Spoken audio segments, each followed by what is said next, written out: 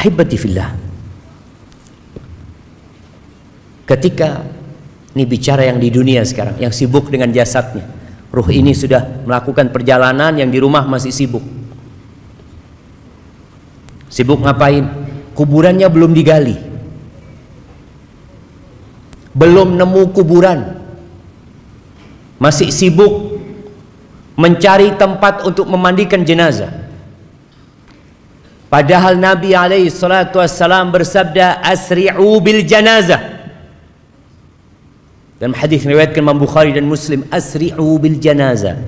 Cepat kalian ngurus jenazah itu, cepat. Udah selesai urusan di agama dunia, udah selesai gitu. Kalau nggak ada yang ditunggu lagi, cepat selesaikan. Fa in taku salihatan, kalau jenazah itu jenazahnya orang soleh, fa khairun tuqaddimunaha ilaih, maka itu kebaikan yang disegerakan buat orang ini. Dia akan mendapatkan tempat yang indah nantinya di sana. Wa in taku siwa dzalik, tapi kalau ternyata dia orang yang bukan orang baik, maka fasyarrun tadaunahu an riqabikum, keburukan yang lebih cepat kalian taruh dari pundak kalian, selesaikan. Dan ternyata jenazah ini di alam yang berbeda. Tadi ruh itu hidup, yang mati itu jasadnya. Dalam hadis riwayat Imam Bukhari, Nabi SAW mengatakan, idza wudi'atil janazah, kalau jenazah itu diletakkan, fahtamalaha rijal ala a'naqihim, lalu ditaruh sama lelaki-lelaki di atas pundak mereka. Ana pernah ngangkat jenazah jamaah di Matraman, Matraman Raya, Matraman Dalam ya. Ya kita waktu kuliah kan tahu dengan keutamaan ya, membantu umat Islam, keutamaan mengantarkan jenazah ke kuburan. Ana ngangkat jenazah itu jamaah, nggak ada yang gantiin. Wah, jalannya pelan-pelan. Astagfirullah. Ternyata katanya yang ngangkat itu udah dibayar.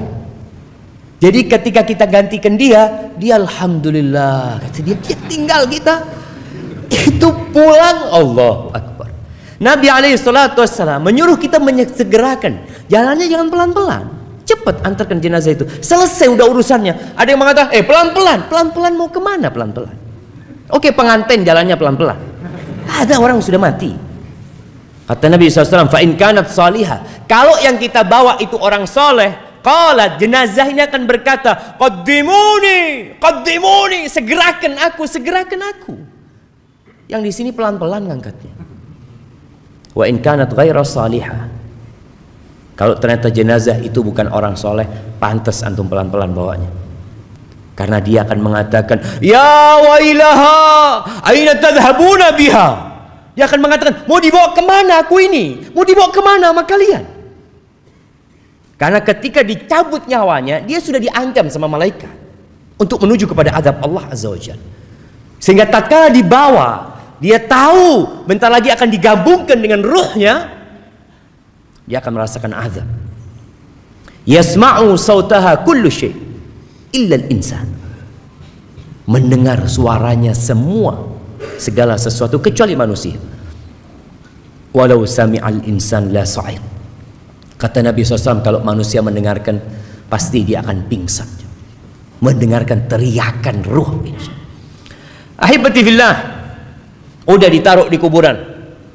Kita lihat bagaimana anak yang soleh mensegerakan berangkatnya jenazah ayahnya. Ketika sampai kalau ditanya, ayo siapa yang mau turun? Ayo anaknya fulan turun. 3 orang turun. Diangkat tuh jenazah, ditaruh. Kemudian dihadapkan ke kiblat. Lalu dikasih kayu, dikasih bambu atau apa. Kemudian mulai tanah itu diambil untuk diuruk ini kuburan. Ada yang mengatakan anaknya tolong diinjak-injak. Kuburan bapaknya suruh injak-injak. Nah, selesai urusan ayah, selesai dikuburkan. Nabi biasanya alaihi salatu wassalam berdiri mengatakan kepada para sahabatnya, istaghfiru li akhikum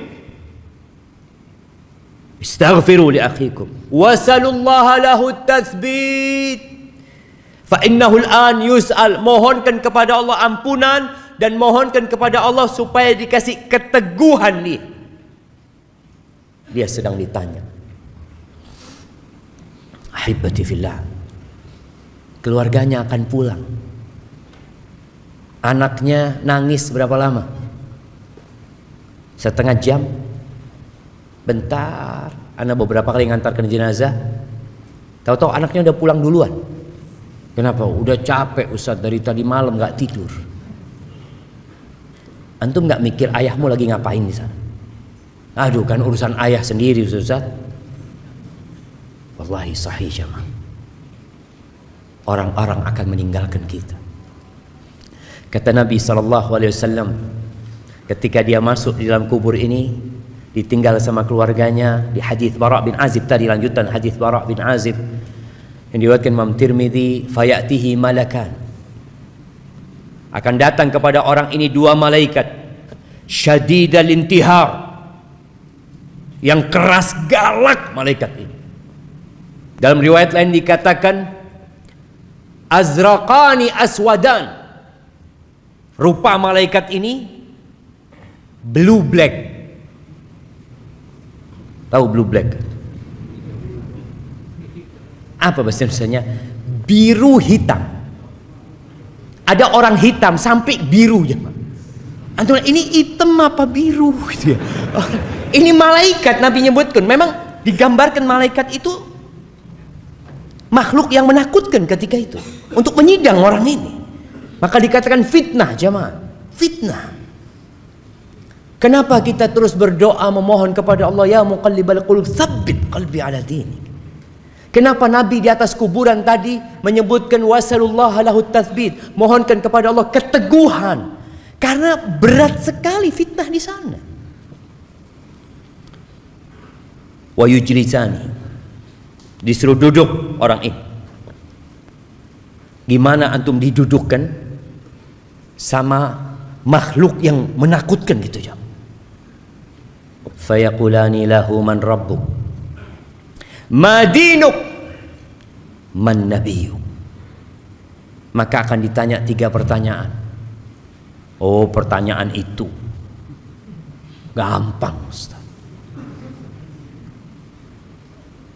Ahibati fillah, antum pernah melihat orang yang dibawa sama polisi dari rumahnya, kemudian ditutupi kepalanya, kemudian dinaikkan ke mobil, ditaruh di tempat yang gelap kulita, kemudian mulai diinterogasi orang ini. Siapa namamu? Apa? Nama? Tanya nama saya. Dia akan kebingungan. Ditanya sama polisi ini, dari mana engkau? Ini itu. Dia bingung, ada apa ini? Dia mau jawab, kadang-kadang lupa dengan jawaban-jawaban yang sebenarnya dia tahu jemaah. Baik, ahibati fillah, 3 pertanyaan tadi tidak dijawab dengan hafalan. Kalau bicara hafalan, senok hogron hafal Quran. Ada orang-orang munafikun hafal Quran, tapi menjawab pertanyaan itu dengan keyakinan. Makanya kalau orang itu adalah orang yang beriman, bukan orang yang pura-pura beriman, bukan yang imannya karena ikut-ikutan, tapi imannya khalisan lillah, maka dia akan menjawab mengatakan Rabbi Allah wa dinil Islam wa Nabi Muhammad sallallahu alaihi wasallam. Kemudian akan ada yang menyeru dari langit mengatakan an sadaqa abdi, benar, benar. Tapi kalau dia orang munafik, fajir, ketika ditanya man rabbuk, madinuk, man nabiyuk, dia mengatakan sami'tun nas yaqulun faqultu. Jawaban dia, bisa dia jawab Tuhannya Allah, bisa dia jawab nabinya Muhammad SAW, bisa dia jawab Islam agamaku. Tapi apa kata dia? Aku mendengar orang mengatakan itu, aku pun mengatakan seperti itu. Orang mengatakan nabinya Muhammad, ya aku katakan Muhammad. Tanya agamanya apa? Oh, Islam. Islam, KTP-nya Islam dia. Tapi ternyata dia bukan orang yang benar-benar beriman, hanya pura-pura beriman. Maka akan ada yang menyeru dalil mengatakan an kadzaba abdi, bohong dia selama ini. Ahibati fillah, Ibnu Hibban dan Imam Tabrani meriwayatkan dari Abu Hurairah radhiyallahu anhu, dari Nabi alaihi salatu wassalam, beliau mengatakan walladzi nafsi biyadi, walladzi nafsi biyadih, demi yang jiwaku berada di tangannya, yakni demi Allah azza wa jalla, yang jiwa kita semua ada di tangan Allah. Innal mayyita la yasma'u khafqa ni'alikum hina tuwalluna anhu mudbirin. Sesungguhnya mayit itu mendengarkan suara sandal kalian ketika kalian pergi meninggalkannya. Kita lihat yang rame, tahu-tahu sepi, senyap. Fa in kana mu'minan, kalau dia orang yang beriman, kanatis shalah 'inda ra'sihi, maka salat akan berjaga di kepalanya. Dalam riwayat lain dikatakan bacaan Quran, karena orang salat biasanya baca Quran, akan ada di arah kepalanya. Jagain orang ini. Waz zakatu an yaminihi was shaum an yasarihi. Zakat di kanannya, puasa di kirinya. Salatnya benar orang ini, puasanya benar, zakatnya benar. Wa kullu fi'lil khairat minas sadaqah was-sila wal ma'ruf was-sila wal ma'ruf wal ihsan ila nas 'inda rijlih. Semua amal kebajikan lainnya yang seperti sedekah sunnah, silaturahim, berbuat amar ma'ruf nahi mungkar, berbuat baik kepada orang, itu akan berjaga-jaga di kakinya. Hari itu semua yang kita kerjakan jamaah akan kita rasakan. Hari ini enggak. Antum datang ke tempat ini capek, lelah, nggak dapat apa-apa. Pulang dapat apa antum? Ada pembagian fulus di luar sana? Nggak ada. Yang ada sandal hilang, Ustaz. Terjadi tuh kadang-kala sesuatu, aduh, anak udah niat kajian ikhlas lillahi ta'ala, itu kita datang melaksanakan ibadah. Antum sholat malam 1 jam, antum sholat pagi hari, apa gaji antum bertambah? Enggak. Yang ada ngantuk kadang-kala kita. Ini gara-gara sholat malam, ini sholat malam disalahkan. Kita ibadah bener jamaah. Makanya orang kadang-kala heran lihat orang Islam berpuasa. Sampai ada cerita kawan di Jepang, dia nggak boleh puasa sama perusahaan tempat dia kerja. Jangan, kata dia, kok nanti sakit. Kata dia, enggak, ini perintah Tuhanku. Apa kata bosnya? Ini aku kasih makanan, Tuhanmu nggak tahu lah kau makan. Ini orang memang nggak beriman. Kita puasa di dalam kamar, tidak ada satupun yang melihat kita, kita nggak makan, kita nggak minum. Karena kita beriman gitu. Maka disinilah bagaimana zakat di kanan, puasa di kiri, jagain orang ini. Keluarganya udah pulang, harta yang dia kumpulkan juga sudah dibagi mungkin. Tapi hanya amalan yang kata Nabi SAW akan menemani di kuburan. Dan Nabi sebutkan secara spesifik amalan ini ada di mana. Menjagain orang ini. Fayu'ta min qibali ra'sih. Didatangin dari arah kepalanya, mau diadab orang ini, mau disiksa. Apa kata salat? Ma qibali madkhal. Nggak bisa, dari arahku nggak ada cara masuk dari arahku. Salatnya lengkap jemaah. Tapi gimana dengan yang salatnya cuma Jumatan doang? Ini orang salatnya lengkap. Kata dia, nggak ada pintu masuk dari arahku, nggak bisa. Wa yu'ta an yamini, dari kanan datang. Maka zakat mengatakan nggak ada. Orang ini selalu membayar zakat, kata dia. Nggak ada. Masuk dari tempatku nggak bisa. Dari yang lain mungkin bisa, tapi dari sini nggak bisa. Dia memang jaga di sana. Datang ke kanan, masya Allah. Puasanya belain orang ini. Ada sebagian orang yang rajin zakat, tapi nggak puasa. Kita juga melihat ada orang yang puasa Ramadan tapi nggak sholat. Kalau waktu berbuka, masya Allah, buka bersama kita, insya Allah. Waktu sholat maghrib, aduh, anak pulang duluan. Ada orang nggak sholat ya, man. maka engkau akan lihat dari mana engkau akan disiksa. Kemudian datang dari arah kirinya, arah kakinya, semua amal soleh, perbuatan baik kepada manusia akan mengatakan ma qibali madkhal, nggak ada tempat masuk dari tempatku. Fayuqalahu ijlis, dia katakan duduk engkau sekarang. Udah, malaikat ini nggak bisa nyiksa orang ini. Lalu diperintahkan untuk duduk. Fayajlis, duduk. Ini di alam barzakh. Yang tadi kita bicarakan keluarganya, ini mungkin anaknya sudah tidur, istrinya udah capek semua. Ini orang belum selesai urusan. Kemudian orang ini duduk. Qad muthilat lahu syamsu qabl danat lil ghurub. Digambarkan kepada orang ini di alam sana ada matahari yang sedang mau tenggelam. Apa kata Nabi SAW? Orang ini tanya lagi, akhbirna amma nas'aluk. Kita mau tanya sama engkau jawab pertanyaan kami. Apa kata orang ini? Da'ni hatta usalli. Tunggu dulu, aku mau sholat dulu, kata dia. Karena dia orang yang rajin sholat. Ketika lihat matahari mau tenggelam, dia tahu belum sholat, dia kata dia. Biarkan aku mau sholat dulu, mau sholat asar mungkin dia. Pikiran dia, ini orang kalau sudah cinta dengan sholat, dia tidak akan pernah berpikir meninggalkan sholat. Fayuqal innaka sataf'al. Engkau akan sholat bentar lagi, kata malaikat ini. Tapi jawab dulu pertanyaan kami. Lalu orang ini mengatakan, wa amma tas'alunani. Apa yang kalian hendak tanyakan?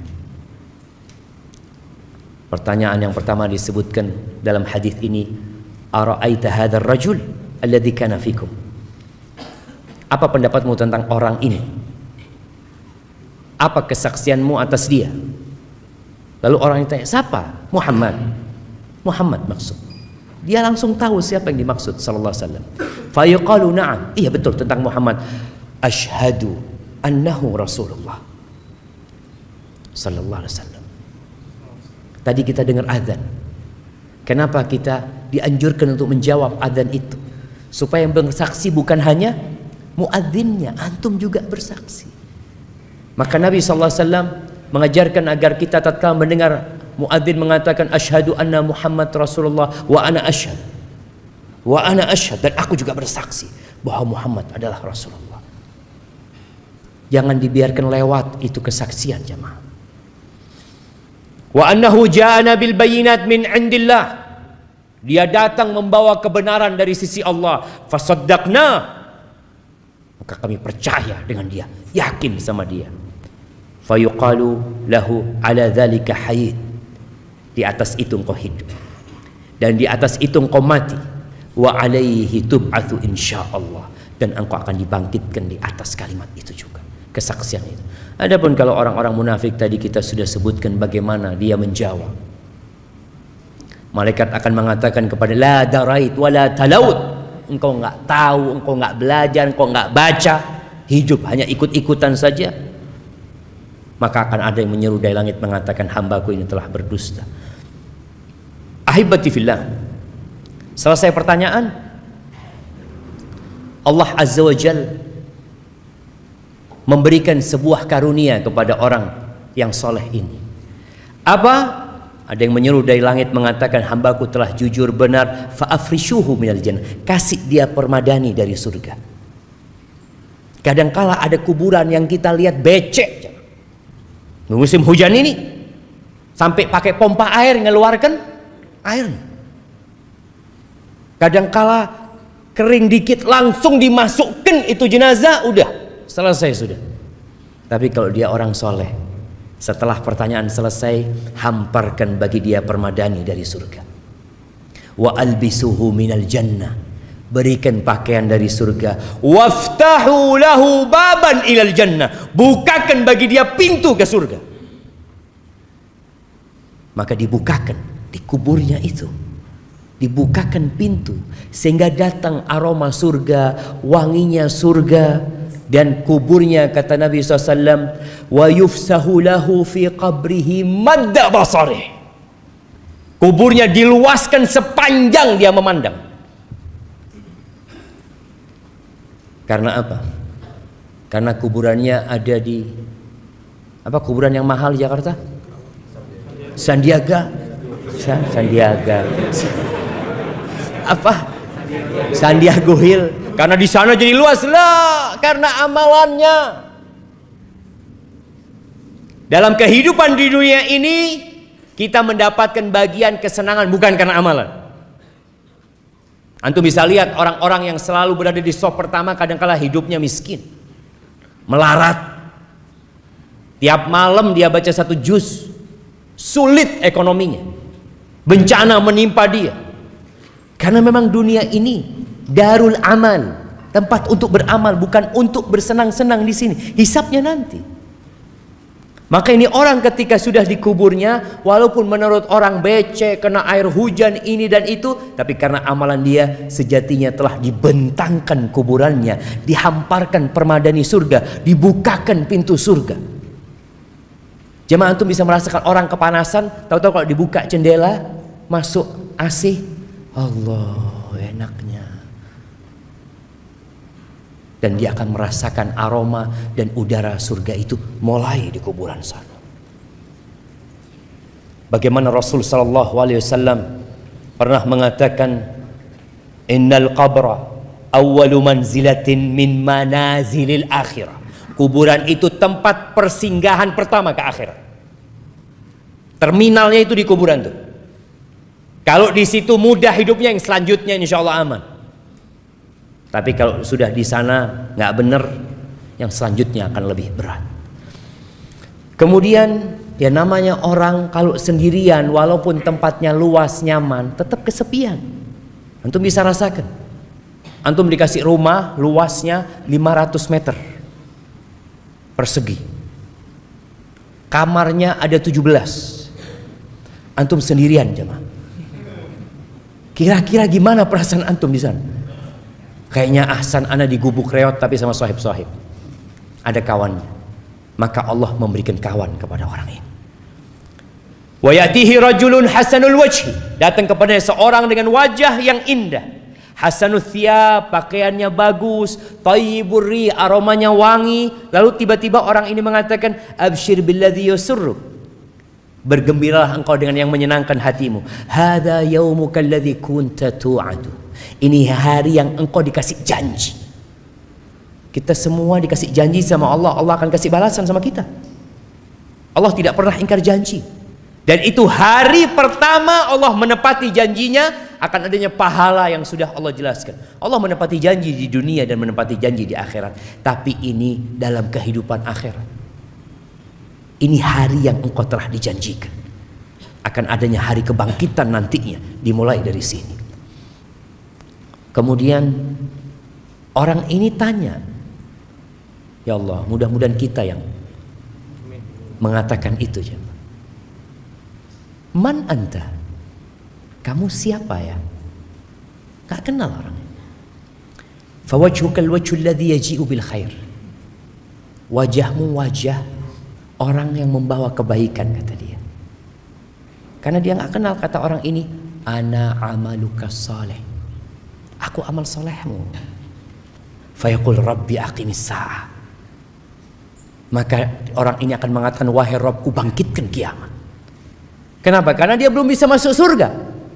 Masih ada jendela, ada pintu yang dapat merasakan aromanya surga, tapi belum bisa dia masuk surga sampai kiamat nantinya. Kemudian dia mengatakan, ya Allah, bangkitkan kiamat agar aku bisa kembali ke keluargaku dan hartaku. Maka dikatakan, uskut, belum waktunya, sudah engkau di sini dulu. Disuruh istirahat, dia merasakan kenikmatan di dalam kuburan tersebut. Kalaupun orang-orang kafir, ya, dia akan dimulai disiksa di sana. Dalam hadis riwayat Abu Dawud, Nabi SAW menyebutkan orang ini akan didatengin orang tadi, akan dibukakan pintu ke neraka, akan dikasih hamparan permadani dari neraka. Dia akan mencium aromanya neraka, busuknya neraka. Kemudian datang orang yang wajahnya buruk, jelek, busuk, lalu mengatakan, absyir billadzi yasu'uk, bergembiralah engkau dengan yang menyulitkanmu, yang buruk buat hidupmu. Ini hari yang engkau dijanjikan. Lalu apa kata orang ini? Engkau juga semoga dapat keburukan. Orang kan kalau dikasih berita buruk Marah dia jemaah. Maka mayit ini juga marah. Man anta? Siapa engkau? Wajahmu wajah yang membawa keburukan, aromamu buruk. Kata orang ini, ana amalukal khabith. Aku amal burukmu. Kau nggak kenal sama aku? Aku amal burukmu, kata dia. Fawallahi, kata amal ini, orang ini mengatakan, demi Allah, ma alimtuka illa kunta bati'an an ta'atillah. Aku nggak pernah kenal engkau kecuali orang yang lambat dalam ketaatan, sari'an ila ma'siyatillah. Kalau diajak maksiat, cepat engkau orang. Fajazakallahu syarran. Semoga Allah memberikan balasan yang buruk buat engkau. Kemudian Allah kirim orang a'ma, asam, abkam. Orang yang kata Nabi SAW buta, tuli, bisu. Pegang mizrabah. Dia pegang semacam palu yang besar, yang kalau palu ini digunakan untuk menghantam gunung Semeru itu jamaah, kana turaban. Gunung itu akan jadi rata sama tanah, jadi debu. Lau duriba biha jabalun kana turaban. Fayadribuhu, maka orang ini dipukul dengan palu itu sampai menjadi debu. Kemudian dikembalikan, kemudian dipukul, dia berteriak-teriak, dia menjerit. Tapi nggak ada gunanya, nggak ada penyesalan yang bermanfaat pada waktu itu. Selesai sudah. Karpetnya dari neraka, aroma neraka datang, maka dia hidup dalam ketakutan sampai kiamat. Berapa tahun kita hidup di dunia? 70 tahun mungkin, kalau sampai. Maka ahibati fillah, jangan sibuk dengan perjalanan hidup di dunia, lupa dengan perjalanan hidup setelah kematian yang akan lebih lama dan lebih panjang hidup kita di sana. Nabi kita Muhammad alaihi salatu wassalam, berapa lama hidup di rumah yang hanya 5 kali 5? Berapa lama beliau hidup di rumah itu? Di kota Madinah beliau hidup 10 tahun di tempat itu. Di Mekah penuh dengan gangguan, hidup selama 53 tahun Nabi SAW. Hanya 63 tahun di muka bumi ini. Dan Nabi di kuburannya sudah berapa tahun? Antum? Berapa tahun Nabi di kuburan? 1435.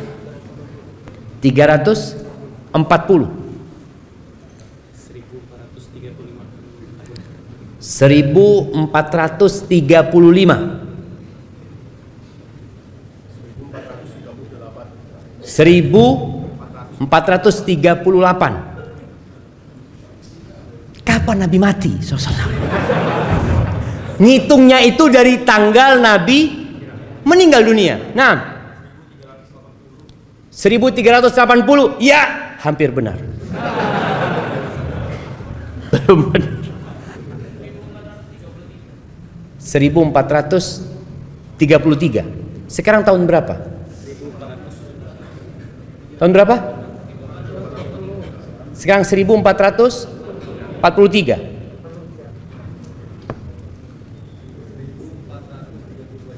1432 jemaah.